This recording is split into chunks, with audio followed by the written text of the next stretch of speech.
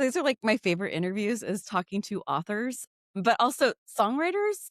I think you've covered most mediums. So I get to talk to Mariah Tyler Moore.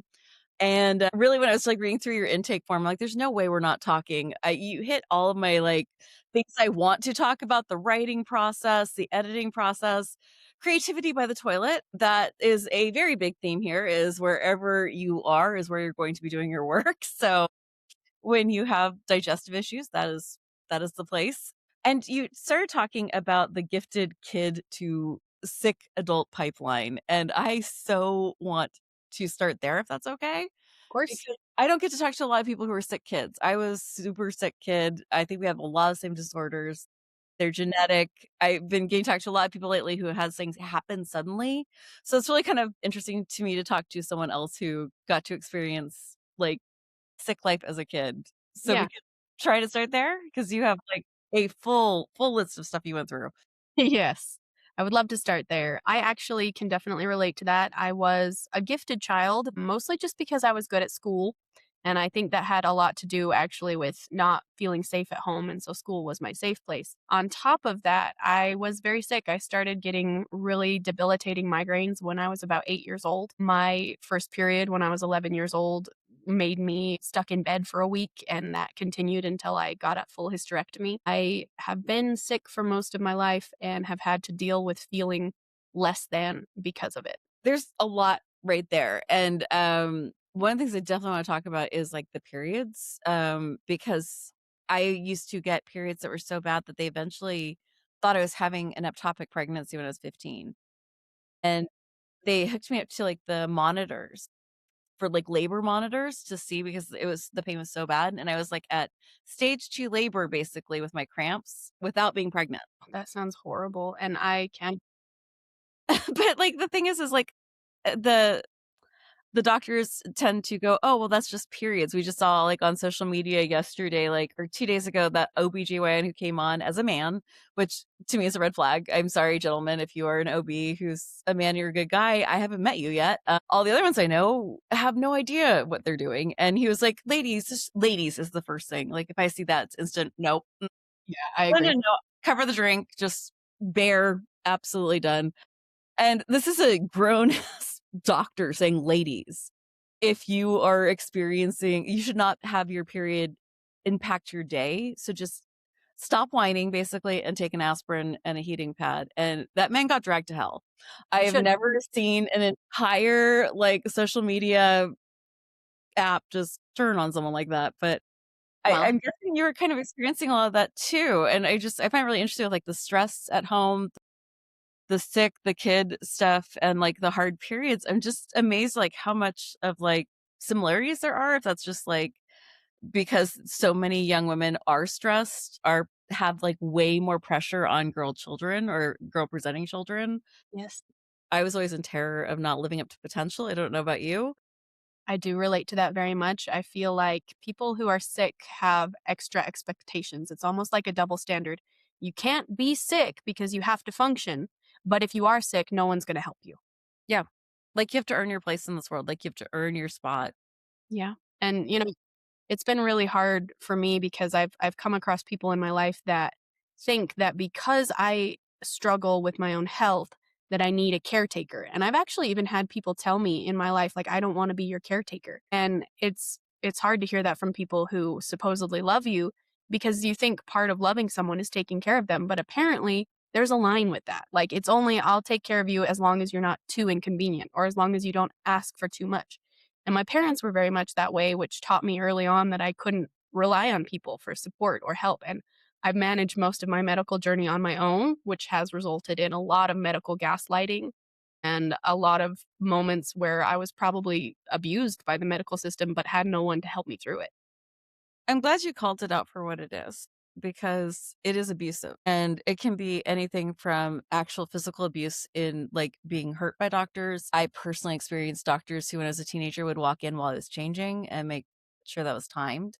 So it can be any kind of abuse. And right now I'm experiencing mental abuse from my pain clinic. Like, it's always like being in this abusive relationship with a when you have a bad medical staff. But I'm guessing you were, like, way younger and, like, a teenager when you started, like, advocating for yourself.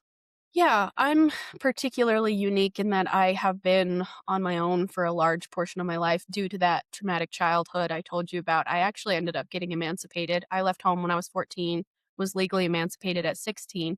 So even at 14, 15, 16 years old, I was alone in that doctor's office trying to advocate for myself. And so many times, especially with male providers, I don't want to be sexist, but especially with male providers, they did not treat me well. They made me feel like I was somehow inconveniencing them by being in pain. And, there's all that I've seen this quote all over that says, "Did you know the normal amount of pain to be in is 0?" And for me, that doesn't apply. I'm rarely in 0 amounts of pain, but I can't just go to the expectation that other people have where they can just function without with ignoring their body. My body demands to be heard. I have to live my life around my body and what it tells me I can and cannot do. And therefore people see me as unreliable or uncommitted. And when in reality, I would give anything to be able to just do what I need to do on any given day, but I can't. I fucking felt that in my soul, like, what you just said, and I think you and I both live in the same country, right? We both live in the US, and, we are currently experiencing capitalism at its last thrashes of the snake eating its tail, and what you're talking about is so right there with, like, our worth and value is, like, locked up in work, like, physical work, the going to the office, being reliable, where there's actually no upside to being reliable in this system currently right now. I mean, you could be the best employee, never take a sick day, and they're still like laying people off just because of an algorithm. I'm really interested in a few things. I'm not sure where I want to go with it. I do really want to get to your creativity because your output is amazing. The things you have made, I'm just in awe of. But I do know that you are not the only person who is a teenager who had to leave the house being sick. Can you give any sort of like structure or advice for any kids? Like, we do have teenagers who listen. We have people listen all over the world. Do you have any advice on how to take care of yourself when you have literally zero safety net? And by the way, we are in the United States, so when I say zero safety net, I mean we are actively having our administration remove all safety nets. Yeah, yeah, I we are, and we do live in a place where you kinda have to learn how to take care of yourself because you can't rely on other people, you can't rely on systems, you can't rely on the government.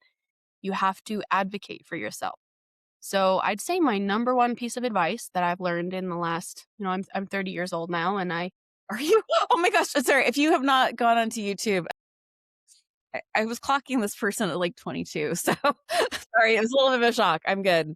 yeah, I'm 30 this year, and I've spent 16 years now advocating for myself in all aspects of my life, but especially in the medical field. And I've learned that documentation is my best friend.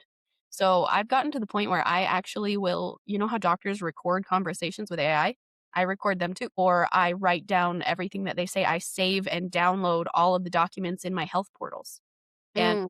I keep track of all of that because lining up the dots is really how I've learned which doctors were abusing me, which doctors were gaslighting me, and it's helped me figure out how to take care of myself because I see the patterns in it. And, you kind of have to be your own advocate at all times because when you work in a system where people automatically see you as hysterical or like you're over emotional simply because you're a woman in pain, then everything you say is taken with those colored glasses. So you have to be calm. You can't be emotional. You can't yell at people. If you want to do something to support yourself, the best thing to do is to document it and file legitimate complaints because nothing's going to change unless all of us can prove that this is the way it is. Yeah, I have to say it's scary. I just had an experience with a doctor who was my pain doctor, and, like, the idea of, like, doing that is just so frightening because you can get listed, you can have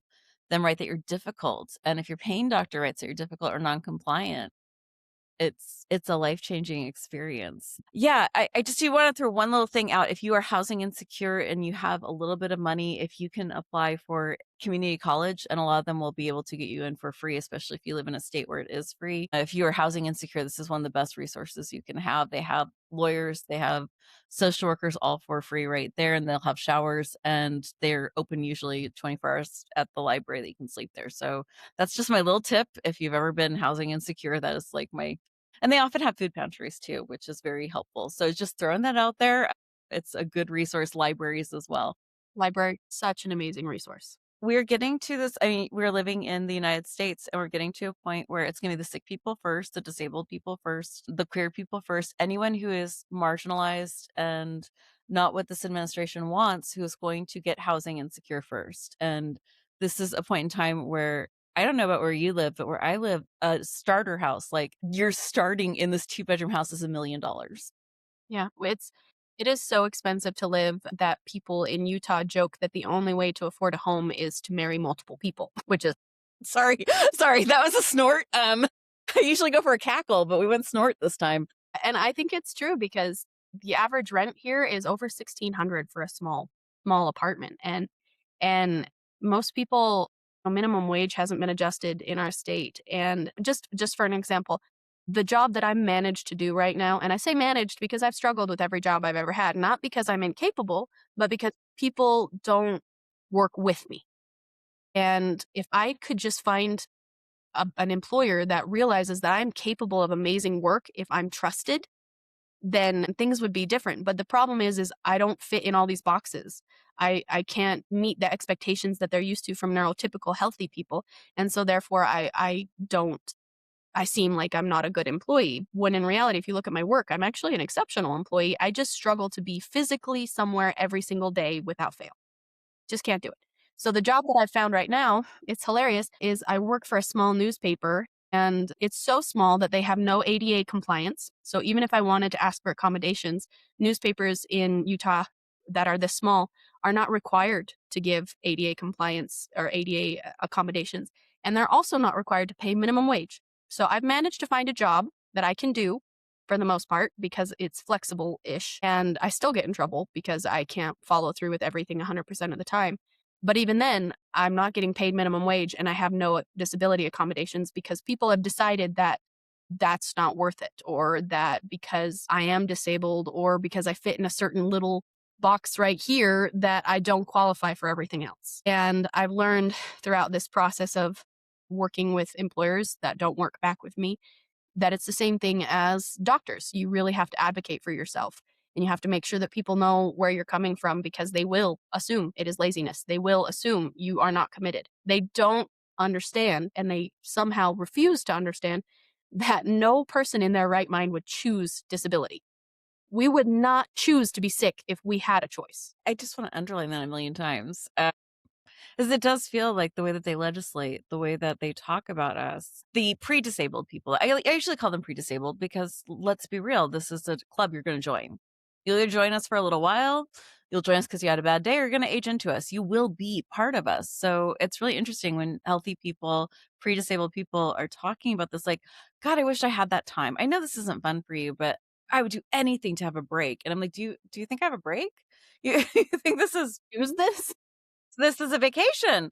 Cool, cool. So, when you're experiencing actual physical torture, because if someone did to our bodies what our bodies are doing to us, they'd be in jail. Like this would be a war crime. Like I can literally be talking to you in like a few minutes, my arm will actually fall out of its socket like it was pulled out. Like that's something that like you would go to jail for. So it's like the idea that like we're sitting here being physically tortured and this is like our chill time. And it's somehow our fault, like we've asked for it, because we take time to prioritize our bodies, we're somehow taking something away from someone else, which Well, I don't doesn't. know about you, but I didn't buy that $500 a month, like, THC stuff with, like, a tablespoon of, a coconut oil, so obviously I earned this because 'cause I'm not doing my yoga, I didn't take the Don't supplements. oils. I do have a graveyard of supplements, though, I have a graveyard of braces, I have, like, a graveyard of, like, mobility devices over here. I have to so, like, I keep forgetting you only have an hour with me, and I definitely wanna get to your writing. So you had talked about, in a blog oh, I don't know if I wanna do that one first. How about your highest word count is your highest heart rate? You had talked about how you're most productive when everything's off, and I'm so curious because it sounds like you've really mastered the cycle of being, like, out in the world and present and having to, like, be in bed, and you've seemed to have, like, figured out how to, like, put your work towards those cycles. Is that accurate, or am I Yeah, reading your blog wrong? it is semi-accurate. I would say I'm not mastered anything. I'm Fair enough, sorry. still in the process of figuring that out, but I've gotten to a point where I have to choose myself, and I've lost friends, I've lost jobs, I've lost opportunities because I had to say, "I literally cannot do that right now."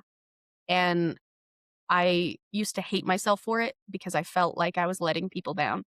But in the last year, I've gotten to a point where I realize that if someone's willing to let me go or hurt me or abandon me simply because my disability didn't fit within their convenience, then I'm better off. And so I've learned that I have to be part of my own equation.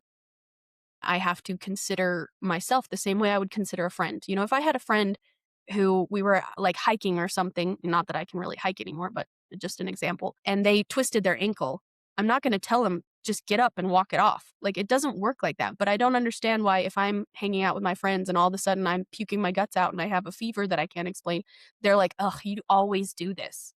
It's like, "No, I don't choose this. This is just my life and I am not any less than anyone else because this meat sack that I was given doesn't work the way it should. The brain and the soul within the meat sack are perfectly valuable. And it just breaks my heart that people judge me on anything but that." It is very hard to watch because I have you're pretty much the age of my kids, and watching them experience like social stuff while being as sick as they were, especially my youngest, was really hard to see because like I know that my youngest would do anything for anyone, and watching the kids around be like, yeah, just isn't fun. And being teenagers too, like these were like in their teen years, and it's like that's a lovely self-obsessed stage. It's hard to watch, and it's really sad to see adults do it, like, especially in the workforce. Now, you write fiction and nonfiction. I'm curious if you can lose yourself in both. I know for myself, like, writing fiction is so much fun for me because I get to slip out of this world. I get to pretend like I'm in control of something until my characters remind me I have zero control over their lives. I'm just curious how it works for you. Yeah, I will definitely answer that. But I realized ADHD brain, I didn't touch on the answer to your previous question, how I You ADHD brain, I didn't realize you didn't, so there you go. We're doing great. those. So for me, I have this philosophy that I've called weaponized desperation. And I literally learned that my highest productivity output days are the days that my heart rate's the highest, my blood pressure's the lowest, my fever's the highest, my stomach's the emptiest, that I feel like the only way I can do something valuable is to use the brain. And so I write and I write. Yeah. And the sicker I am, the better it is because I feel it and it's all I can do. So for me, writing fiction and nonfiction is equally as satisfying. When I write fiction, I'm using the creative part of my brain that loves to come up with stories. You know, I'm a dungeon master. I play D&D. I love board games. We're talking after this. After we finish, we're talking for like at least 5 minutes. I love creative outlets. And I also learned that using nonfiction to connect with my readers is a way that I can share the lessons I've learned. And so I do have a memoir coming out this year, and I have one self-help book that I've written. And I say self-help book so loosely because I don't believe that I can really help anybody except by sharing my story. Because if anyone can learn from what I've gone through, then maybe I'll save someone else a little bit of pain. And if anyone can enjoy the fiction that I write, then maybe I'll give them a little moment of joy. And that's what matters to me. I wanna talk to you about, like, the physicality of writing, and I don't know if you're here at this point yet. I'm, like, old enough to your mom, so you might not be here yet. My fingers are not working anymore, which is wild. As an illustrator and a writer, it's been really frustrating. What are some of, like, the tools that you're using? I was trying voice to text. It will not let me say "fuck." I do not mean a duck. Not once have I met a duck. I'm just curious if you have tools that you use. For me, like Scrivener has been as helpful as it's been horrible for organizing out my thoughts. Yeah. I'm just curious if there's tools that you're using as a writer. If someone's like listening right now, they're like, yeah, my goal is to write a book. My goal is to write a memoir. I just don't know if I can physically do it. I don't know if I can mentally like put down my thoughts. If you could give some tools or even some emotional or mental tools that you use to stay organized and thought through all the way from like the start to the book, the middle of why am I doing this, the middle of I have found a new shiny project that should be doing this instead of this. How do you get all the way through to a finished product? So for me, most of my ideas start from a conversation with someone. Like someone will say something and my brain goes off on it and then I just spiral in my head with an idea. So usually I'm somewhere that I can't type on a Google Doc what my thoughts are. Thank goodness for cell phones because I use my recording or my voice recording app all the time. And I record myself, like just word vomiting my thoughts. And then I actually use, I think the same software you use, Riverside FM, to transcribe my own audio. I transcribe what I've written out, and then I put that in a Google document that I can use as a base doc. And from there, I don't have any rhyme or reason to when I can and cannot write. If I feel like I have the energy and the time, I will do it. But I'm not the kind of writer who can say, oh, I'm going to do 5,000 words today. That doesn't work for me. So what I do is I go based on how much capacity I have in any given moment. And I don't give myself deadlines because for me, creative work is about joy. And I'm not trying to make money. I'm not trying to market. I'm trying to put something out in the world that might make someone feel. And that doesn't have a time frame. And oddly enough, by not giving myself a time frame, I've gotten all these projects done a lot quicker than I thought I would because I don't feel pressure. So for me, writing a book should be something you enjoy. It should be an experience. And if your body's not working, like I literally also have days where my hands are so in pain that they don't want to type, or like holding the mouse just hurts my wrist really bad because of Yes. all vib. Sorry, that was loud. Yes. Yeah. And so I use a lot of voice to text. There is an app that I really love. I do not work with them. I'm not affiliated with them, but it's called Speechify. And that's how I edit my books. So what I'll do is I'll take what I've written and put it in the Speechify app and it reads it back to me. So like I'm driving or I'm just, hanging out at home and I'm listening to my own words being read back to me. And then I can edit as I go because I just feel like having that audio element helps me really focus because if I'm just sitting there staring at the computer, my butt hurts and my brain is distracted and it's a good way to help me focus. Sorry, I was taking notes because I'm stealing. Yes, that's those are great ideas. I have like pedals under my desk. If anyone's like interested in another way to fidget, is I just put this little like, like yeah, they're just pedals basically, and that way I can like keep my legs moving. Which apparently I'm too sick to do today, which is why I'm in bed talking to you. For journalism, 'cause you also are a journalist. I was just curious if there's any stories that number one, you've listened to or written about where you're like, yeah, that needs to be in my book. And you don't need to like, if any details are fine. And if there's a story that you would love to cover, if there's some sort of either in your town or nationally that you're like, I really would like to put way more a focus on this, way more research on this, and way more eyes on this. Yeah, I'm actually, again, I'm not sure. Actually, how should I say this? I'm always sure I'm a writer. I will always be a writer. But I can't always say that I'll work for this newspaper because I don't know. I can never know. I've never been a person who can guarantee that I'm going to have the same job in a year, but I've always written. My first byline I got as a writer, I was 12 years old and it was published. And that's because for me, the act of putting my words down helps me process my own thoughts. It's a form of therapy for me. And when I really care deeply about something, doing the research and the interviews and the digging about that topic helps me figure out what I'm doing.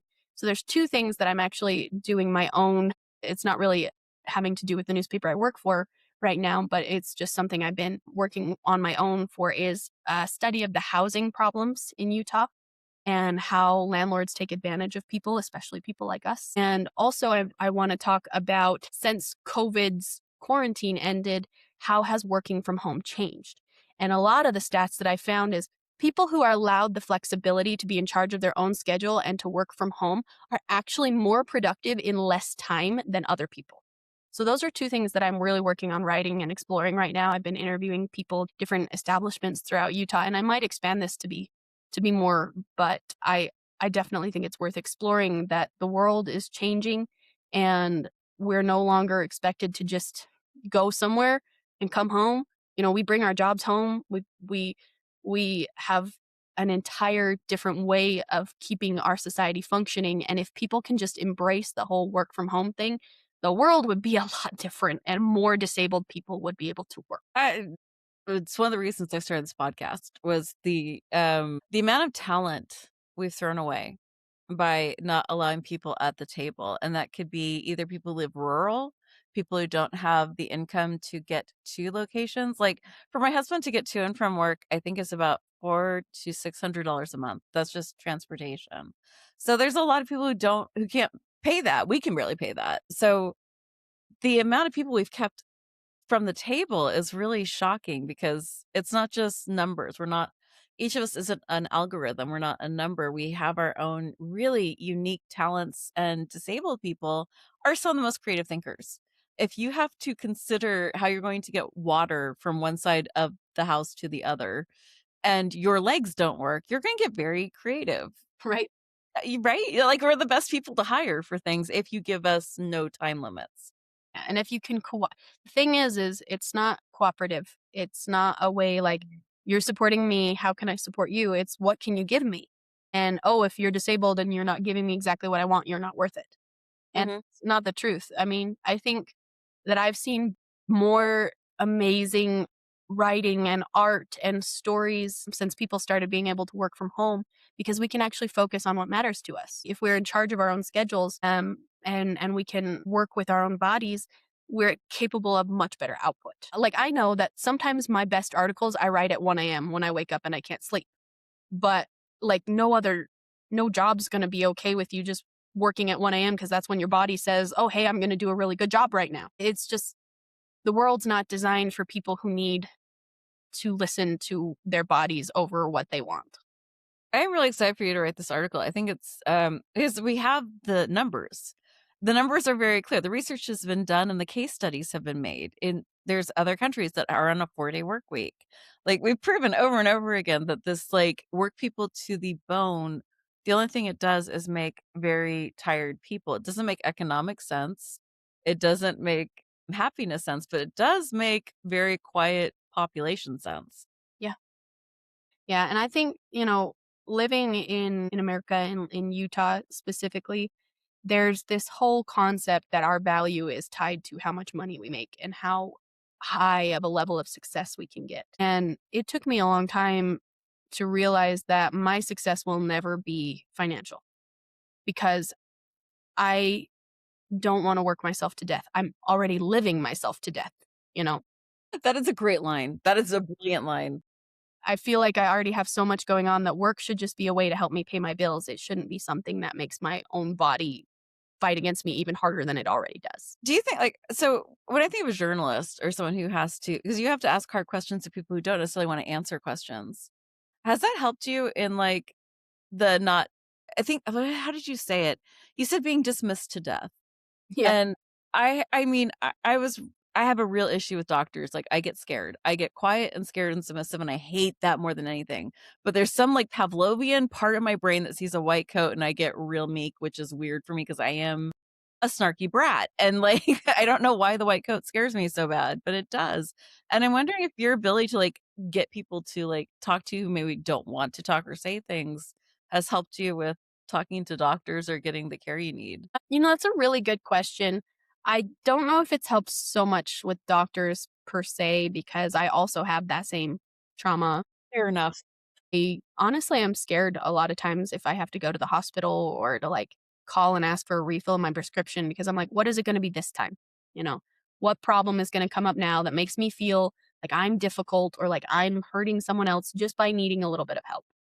And I decided that if I can just communicate honestly in everything I do across the board, whether that's journalism or at home or with the doctor, then I'm more likely to be who I want to be on a regular basis. The problem became that as soon as the doctors I was working with realized that I was no longer going to tolerate their bullshit, they turned on me. And I actually um I don't at this moment in time, I don't have a primary care provider because my last primary care provider told me that I was difficult and that he didn't want to work with me because I asked him for some tests. I asked him on my own research if he would do these tests for me. He said, "You're not a doctor. You don't know anything. So why would I do those tests?" And I filed a complaint against him and he said I'm difficult and he told the local hospitals that I'm difficult. And so now every time I go into the hospital or clinic, they whisper about me. They are cruel to me. They talk down to me. They condescend to me. So I actually have to drive 2 hours now to go to a clinic or a hospital because everyone around me has realized I'm no longer going to tolerate the bullshit. If you're going to step on me, I'm going to push back.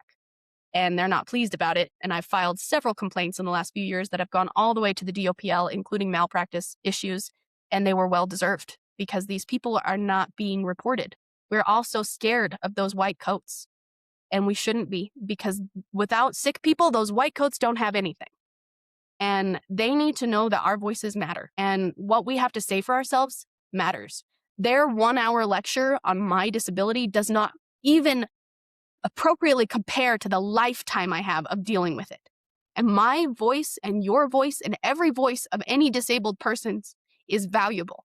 And for a doctor to not listen to that says more about them than it does about us. I almost want to put you on like, you need to like run for office. Like, you're such a good speaker. Like, it is deeply impressive to hear you talk, and I'm hoping you might consider that someday. Because we need more advocates. There's a strength and a bravery in you that's really amazing to see. And this is the first time we're meeting, but I can really see and tell like how much you've been through and how much it.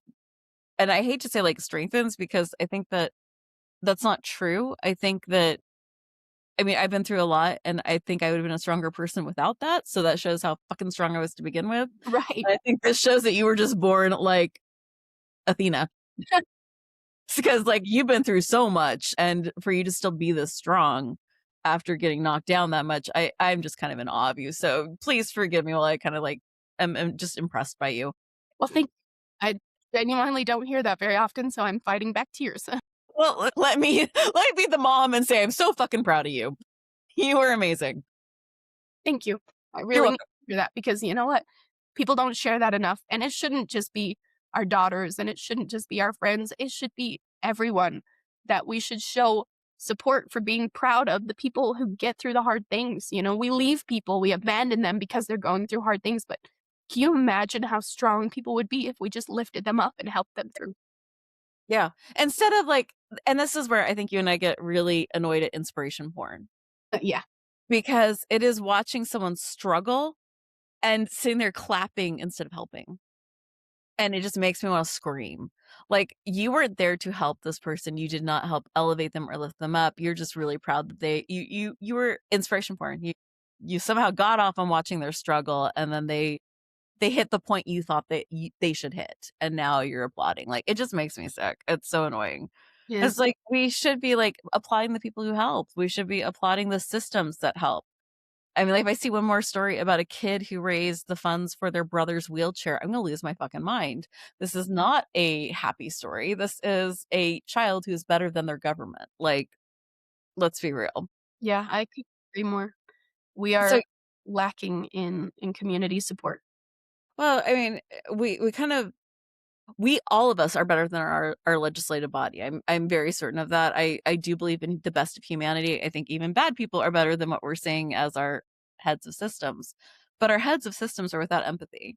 They just don't have it. And they're very clear about it, and they celebrate it. We've heard them say this. And it's really difficult to be in a world where empathy is touted but not practiced. Like, you see a lot of people who go to church on Sunday and then do unspeakable things throughout the, and I'm not saying church, or like I'm saying any sort of organized religion. I'm sorry, I should have been more clear. But you see a lot of people who are like, I believe in empathy and love and the beauty of God, and then not practice that in real life or vote for it. It's interesting to see that. I'll get off religion now very quickly, because I don't have the energy to deal with the emails. So It actually makes me think, one of the things that I write about, I call it the authenticity paradox. But mm, what I've studied and what I've learned is that human beings, we say we want authenticity. We say we want honesty and connection and compassion. But when that actually happens, we don't respond with help. We don't respond with compassion or kindness. We're judgmental. And we look down on people and say, unless you meet this bar, I can't support you. And mm, for me, being authentic is about forgetting about the other end of that paradox. For me, authenticity is a gift I'm giving myself. I will be who I am. I will work on what I need to work on. I will focus on my own health and support my family, because that's what I want for myself. I'm not putting on a show for anyone. I'm doing it because it makes me feel good. And I feel like, especially with the people in charge nowadays, they're touting this whole I'm authentic, but we don't actually know anything about them. Have you ever heard a politician say I'm depressed? Or have you ever heard a doctor admit that they had a panic attack? I haven't, and it's because they act like they're better. And the problem is we are all human, and I bet every single one of them has had a panic attack, maybe not as many as you and I have, but you know what? I think that finding connection and authenticity is the future of compassion and community connection. But the problem is I don't know how we can get there. The one of the things that we do know for sure, as I minored in psychology, way too into psychology, reading is one of the only ways to build empathy if someone has not built it. Reading is one of the best ways to actually get there. We now have VR apps, which I'm really interested in how that's going to work for empathy. You can actually live in someone else's body, experience it from their eye line, and it is a very I have to say I've tried it, it's a very intense experience. It really does sort of change how you physically feel about something where books don't quite hit that part. The other thing is how do we get through teaching this? Because we can only kind of do we only know what we know. We only, like, can usually think of how to act when we see it modeled. I don't know about you, I was really fortunate that I had a father who practiced empathy, and I got to see it without judgment for other people, not necessarily for me, but for other people. Like, if we passed out someone who was without housing and they were asking for money, my dad gave this one guy, like, $10, and I remember it because his best friend was like, he's not gonna use it for food." And my dad's like, "I don't care. That's not my call. Like, he needs this way more than I need it, and I have it, so I gave it to him." And that was something that just rewrote my brain chemistry, seeing that. So I don't know how if you don't see it modeled. So I think my question is, like, how do we show and model this for the wider population? I think that with social media and with virtual reality and the mass majority of people being online nowadays, authenticity is really going to be the way forward. If we can be honest and genuine with one another for the first time, we can bridge those gaps where we're not showing the next generation that empathy. Because there are places still that people can feel safe, that they can go to find that authentic connection and feel supported, but they're not everywhere, and they're certainly not online, you know? And so for me, in my household personally, I'm encouraging an offline type. Like, obviously, I'm still on the computer, but I want to live my life too. I want to go to the library. I want to go to the local 4th of July community event. And that's because seeing those people in person is going to maintain those connections that I've made. And I think people are so focused on being online nowadays or not being online that they're not finding a balance. And in this future, there has to be a balance. Technology is very important, but it is not human life. And if we can balance being online and being authentic with being in real life and being authentic, we can lead by example for the next generation and show our children and their children that true connection doesn't lie in just one right way. It's honoring everyone's way. I love that you say that, and I was thinking to, like, PBS, like, if you think about how Mr. Rogers taught generations of us empathy and care and concern. I don't know if you've read this book. It's one of my favorite books of all time. I've been, like, handing it out like a business card because I'm making everyone in my life read it. It's called The Midnight Library, Okay. and it's very much about the small ripples we leave behind. And they only work because they're things we do without thinking. And I won't spoil anything, but, like, this one character, like, she just grabs this guy's medicine from his mailbox and puts it at his door every day that his medicine arrives. They live in, like, a little village in England, and she just does that. And it's like she doesn't even think about it. She doesn't think she's a good person for doing it. She just is like, "Oh, that hurts him. He's in pain walking, so I'm just gonna bring this to it." And that becomes, like, a huge, it's just a part of, like, the ripples she's left is if she didn't do that and she wasn't there, this person's life would be vastly different. Yeah, that's So, beautiful. yeah, like, that small acts of kindness, geez, I think they're just beautiful. It's interesting you're talking about authenticity in this time of AI, and I'm curious what you think about that. I mean, for me, generative AI is, an abomination. Like, and I'm sorry if that's the thing you like. I promise I won't be mean to I you, but not a fan of generative AI, but I like Mhm. AI. I think it's I a do tool. too. I think if you use the tool appropriately, it can be great. But do I think it's a replacement for human art? No. And then do I think it can do what humans can do? No. But I do think that it has its place. Like when I first started writing for the newspaper that I write for, I was struggling with AP format. So I would write my articles, but then I would double check it with AI and be like, is this an AP format? Because that's ethical usage. It's a tool. But I wasn't telling my AI to write it, you know? Or like there's times where I use my AI to keep track of my symptoms. I'll tell it like I just have like a little chat on my phone. I'm like, "Oh, hey, today at so and so I threw up after I ate this." And then it kind of mentally can compute all of the different patterns. But I do think that there are people who abuse it. There are people who don't respect it. And it's definitely a challenge we're facing right now in how to teach the younger generation to think for themselves instead of just letting the computer do it for them. I think generative AI is bad, but AI in itself is just something we have to figure out how to use ethically as a society. There's parametered AI, which is the things you're talking about, which is like the um sorry, I'm being sneezed on by a goblin right now. Like if you're watching this on YouTube, this is what is next to me. That yeah, it's yeah, I don't know how to stay on track with that. But when you're talking about parametered AI, it's where it's like it will format things for you. It will, which is what I want it to do. I just like I don't need it to generate my book. I just want to format it so I can send it to KDP. That's all I'm asking for. Like for healthcare, it helps us know where the next pandemic is going to be. It helps us know what the next flu vaccine should look like. It's the parametered AI is you give AI a problem with all the like factors and then it can come out with an answer instead of like generative AI, which takes up all the water, and I mean all the water, Oh my gosh. and has been giving cancer to kids in Oregon near the data centers. By the way, if you are listening to this and anyone in your town, state is talking about building a data center for your health, please shut that shit down immediately. And I mean expeditiously with everything you have, because you don't want to get the cancers or lose your water or have your energy bill go to what is it around this data centers? Like, because you're paying for their energy. That's what they work out. So I think their energy bill went up to like, what was it, $1,200 a month? That's It insane. was like I think it was in Louisiana. I'm so sorry. I'm gonna like forget which state it was, but it was one of the southern states, and they put in an AI data center, and the kids got sick. Everyone got really sick. Their water turned like black, and they have to pay for that new energy source. They're paying that energy, and it took their bills from like $200 to 800 to $1,200. And It that's was crazy. That's unsustainable. Unsustainable for the planet and for humans and for our wallets. And, I actually just did an article about this. There's a data center opening in the county over from us. Nothing that, I mean, we fought against it. A lot of us did, but we lost. It's the size of 350 football fields.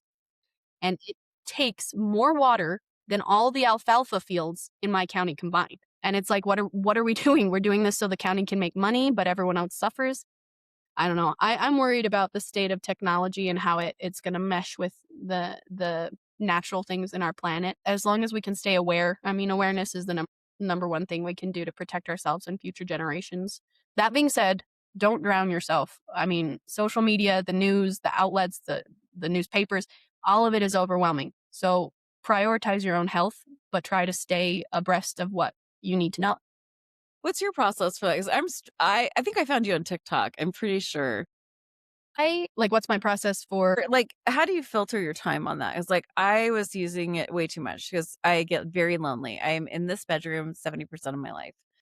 And it was the only way I could cast a shadow was being on TikTok. And I just deleted the account. So I definitely have way more time. I don't know what the algorithm was about, but like I'm on other social media things and I can be on it for like 20 minutes and then turn it off. I couldn't do that with TikTok. I'm wondering what your process is if you have like I put a timer on my social media so very smart. I wouldn't do that all day because I will. Yeah. I went through a time period in my life where I was very addicted to social media. I scrolled and posted and shared and like a few years ago I had 10,000 followers on social media because I thought that that was how I was going to build something. But then the whole thing came crashing down because I was marketing online for my own work and everybody said you're not allowed to market online for your own work. That's not the point. And I didn't realize that there's like all these unspoken rules with social media. I I thought missed that one. Is that actually a thing? It's like I see people marketing all the time. oh, well, apparently it's the quickest way to lose followers or friends is to just market, and so they say in all of the social media classes that I've been taking and learning about, which is something I am learning about because I want to understand it, that giving based posting is the only thing that's valuable. So if you post something and you're asking for something, you're going to lose people. If you post something and you're giving something, you're sharing, you're going to gain something. Has that worked for you? Because I've taken all the classes and honestly, it's a nothing for like whether I get followers or not. Like so random, and anytime I think I understand the algorithm, they're like, "Yeah, no, not anymore. You can only do 5 hashtags now." It's just Yeah, I think the algorithms are really messed up. I don't think there's really any rhyme or reason to it, but they are real. A lot of these people that we're talking to out in the void, they are real people. And they don't want to feel like we're just shouting, like, hitting them in the face with our billboards. So when I made that connection that social media is not for asking for things, it's for sharing things, my whole experience with social media changed. I actually deleted all those accounts. Well, I didn't delete them. I don't have access to those accounts anymore with my 10,000 followers. And I created smaller ones where I have maybe a community of maybe 500 people across all my social media platforms that I trust. And the reason that I trust them is because I very carefully curated that social media presence. I'm not afraid of saying, don't show me this. I'm not afraid, I don't want to see this. I'm not afraid of asking someone, like, why did you connect with me? And if I don't feel a reason for that connection, I won't maintain it, because I had to realize that social media is a place where I need to protect myself just as much as I need to protect others. And when I made that change from just shouting out into the void about whatever was on my mind, I actually noticed a very, very steady increase of followers. So, like, it took me years and years and years to get that 10,000. And since I started over, I have gone up almost exponentially just with value added posting. And I'm just trying to help other people. I don't post for myself, or I rarely do. I mean, occasionally I see a meme that I'm like, oh, I got to share that. But for the most part, everything I post is because I'm trying to share something that might help someone else. And that has was there a post that you were like, I really want everyone to hear this"? Was there something that you were really excited to share? There's been a couple different posts where I've had a lot of traction, and it's oddly enough just because I was asking other people what their experience was with something I experienced. And I realized that other people just want to share. Yes. They just want to connect too. And if you give them a comfortable space to connect without judgment, then it's usually pretty good. The problem with social media is most people take it way too far, or they take it personally, or because they're protected behind a screen, they act like someone they're not. So that's where I go all the way back to my pillar of what I talk about, which is authenticity. Mm. Everything I post is genuinely something I would say. Everything I share is genuinely something I would do. I would never do or say something online anymore that I would not do standing in person. I agree completely. The only thing I would say is I'm probably meaner in person than I am online because I have a very strict rule. When social media came out, I'm that old. When social media started, I was like way more loose and free. And then I realized that that's forever. And I was like, and my kids were young when social media came out. And I was like, I will not say anything anymore on social media I would not say in front of my like 5-year-old. And Exactly. that just became my number one rule. And then I got bored, and it was back when Twitter was Twitter. And I would just, if someone's coming in hot, I would see if we could have a conversation. And just because I was bored. And it was amazing the conversations I would end up in with people who were like started with screaming and swearing at me, and then we'd end up having an actual conversation. I'd be like, "I will if you were respectful. Like I have boundaries. Like if you want to continue this and you want to continue this without name calling and with actual facts and sources, then I will talk to you." And it was amazing how many people were like, "Oh, you're a real person? You're not a bot?" Yeah. Okay, yeah, actually, I would like to. I'm kind of curious why you think how you think. And I'm like, I'm absolutely baffled at how you think. So let's find out. Let's see what happens. I And think once like there's parameters and expectations, it ended up being like I had like probably about 10 really good conversations from that. Yeah, that's amazing. And exactly what you just said, parameters and expectations. So for Yes, me, and that's everything. yeah, being safe on social media nowadays has really come down to what value am I adding to my life right now? If That if I sit here and dopa scroll for 2 hours, am I gonna be doing anything? No. Would I be proud of myself? No. But if I'm sitting on the toilet and I don't have anything to do, maybe I'll dopa scroll, you know? It's like, if I can do what I'm doing right now without A, hurting anybody, and B, with adding value to my life, that's kind of how I operate about everything nowadays, especially being sick. When I do stuff, when I make commitments or when I tell people things, I really, it's not a small whatever kind of thing. I have to genuinely make plans to plan to be okay, you know? My wedding day, I was terrified of because I didn't know if I'd feel good. Like, can you imagine being terrified of your own wedding day because you don't know how you're going to feel? And luckily, I felt good that day. So I had a great wedding. But it could have turned. It could have gone the other way. And the fact is, most people don't live that way. They don't live in fear of like, am I going to be able to enjoy today or not? And that's made it really important to do the value added actions in my life. If something brings me joy, that is a value. So, like, people would say watching TV is a waste of time.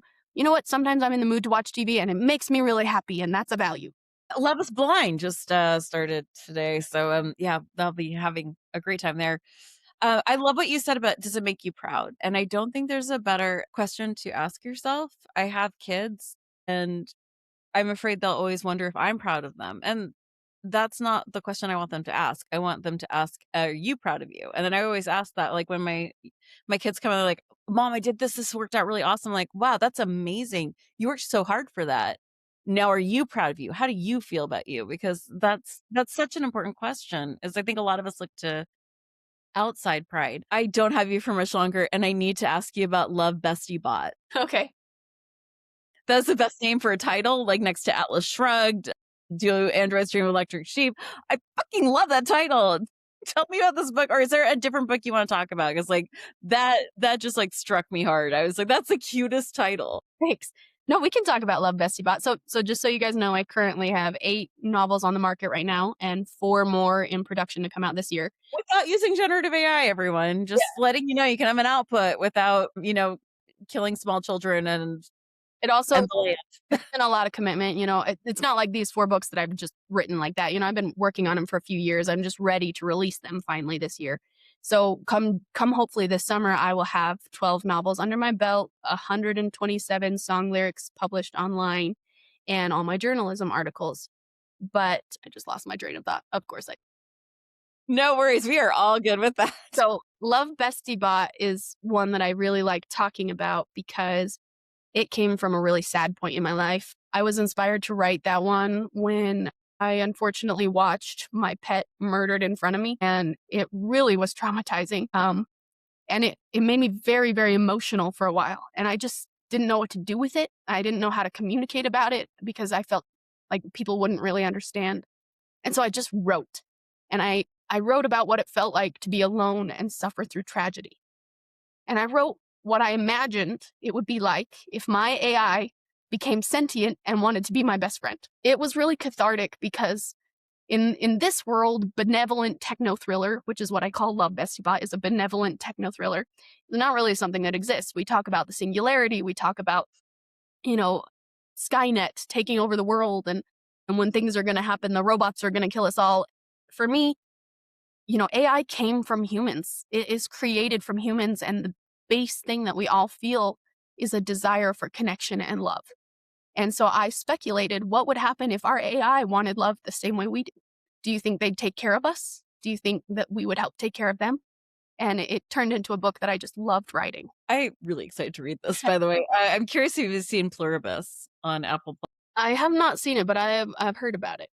I think I think you might be very interested in this. And also, for anyone who's listening to this and you're like, "That's all awesome, but I'm not creative," I need you to hear what Mariah has been saying this whole time, which is it starts the conversation. It starts with the question of what if. None of us were born creative. None of us were born not creative. This is something that you exercise by asking the question, what if? And instead of shutting yourself down by going, I'm not creative, why am I thinking about this? Just test out saying it out loud or test out Or it. draw a doodle it, doodle little stick figures. It just is trusting yourself enough to keep asking this question and you'll get creative. This is a practice. Creativity is a practice. And I think people forget that your brain is a muscle, and the more you exercise it, the better it does. So for me, writing a book or writing a story is a way of taking the challenges that I experience in life, which is very many. I have literally never been in a point in my life where I've not been being severely challenged. But I've also created a lot of really beautiful things that I'm proud of from each of those experiences. And maybe one day it will help someone somewhere. And that's what matters to me is knowing that the things I've gone through, while other people may not be able to relate to me exactly in this moment, this is a big world. And with technology nowadays, my writing can get all the way across the world to people who it might help. And it helps me. So even if no one ever read a single word I wrote, it helps me feel better. And that to me is worth every moment of pushing that brain to go through the creativity process. I mean, your blog is so fantastic. I loved your 104 Fever blog of why we do not write emails when our brains are cooking. I'm very excited to read your book. Is there a book that you have coming up that you just like? Is there? This is a good time to plug. I know I only have you for like 2 more minutes, so I just want to give you some space to plug. Also, just letting you know if you're listening to this and you're like, I don't have access to my phone right now. It's okay. Go to our website, Invisible Not Broken, and I will have all the links for Mariah. Yeah, I think that all of my books are really focused on one concept, which is radical resilience. And if I had to summarize that, it's basically the things we go through are not our wounds, they are our credentials, they are our superpowers. And for me, every different fiction or nonfiction or song that I write is a different way of expressing the same concept that I believe. And that is the things that we go through, they don't make us stronger. They make us, they teach us, and they power us through to the next moment where we can help someone through their moments. And every one of my books is about that. So I really have a hard time doing a plug for just one. But I guess if I had to pick a favorite, it would The Spaces Between Us, which is based on a love story about me and my husband. And it talks a lot about systemic medical gaslighting. It talks a lot about addiction and recovery and abuse. And it talks about what could happen if a world was built where we actually take care of one another. I'm just am remembering LeVar Burton, who did Reading Rainbow. He's one of my favorite people, but he does a Reading Rainbow for adults now as a podcast, and I cannot recommend it enough. It's all sci-fi, all of it. Sci-fi short stories. I've found some of my favorite things that haunt my brain forever.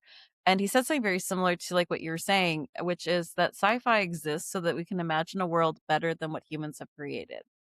And you talking about that just like makes my heart so happy because that's my frustration with fantasy and a lot of modern sci-fi is they can't seem to imagine a world where we've gotten beyond the cruelty or the greed. And even in Star Trek, where like they got beyond the greed, it's like they couldn't get beyond the misogyny. And it's like you can imagine green alien, you can't imagine no misogyny, you can't imagine no. Okay, great, that's fun. Thanks. I am a Trekkie, by the way. I do love Star Trek. I just can also be annoyed with it. Mariah, I cannot tell you how much I've enjoyed talking to you. I know I have to let you go, but this is I knew when I read your intake form what an amazing wordsmith you are. You have the most amazing ability with language. Your vulnerability in your blog. I can't wait to read your novels, but your vulnerability in your blog while still being hilarious Thanks. is such a gift. I really do hope I get to hear and see you so much more. You absolutely have an open invitation to the show if you are working on something you want to come back and talk. I hope you'll come back. I hope you'll stay on for just another minute so we can talk afterwards. Of course. Thank you. But Thank you so much. and let everyone know what your website is and what your handles are so they can reach you. And there'll also be a link on our website. But if you happen to have your phone, Mariah will tell you right now. Luckily, mine is pretty easy. It is mariahtylermoore.com. It's so easy to remember because it's just like Mary Tyler Moore, but my name really is Mariah Tyler Moore. You can find me on Facebook, Mariah Tyler Moore, author and lyricist, but my website is direct connection to my blog and all my work. Thank you so much. This has been a joy. Everyone, I will hopefully see you in another week or two. We are trying to put out 2 episodes a month without interns. Wish me luck. Be kind, be gentle, and be fierce. There's never been a more important time for all of those. And being fierce is whatever it looks like. If you brushed your teeth this morning, congratulations. That was fierceness. That was kindness to yourself, and that was gentleness to yourself. Yes. Be good to yourselves. Thank you. There we go. I was trying to find all my connections were off here. That was wonderful. Are you still there?